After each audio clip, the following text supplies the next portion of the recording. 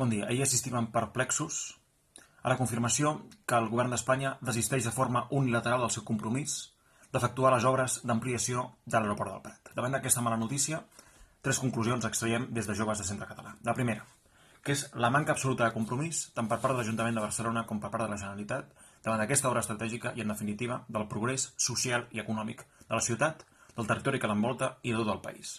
Assistim atònits, com portem ja masses anys, en aquest cercle viciós, on Catalunya i Barcelona perden pistonada en forma accelerada, sense cap alternativa, sense cap projecte de país que sigui il·lusionant i que sigui encisador per a una gran majoria de catalans i de barcelonins.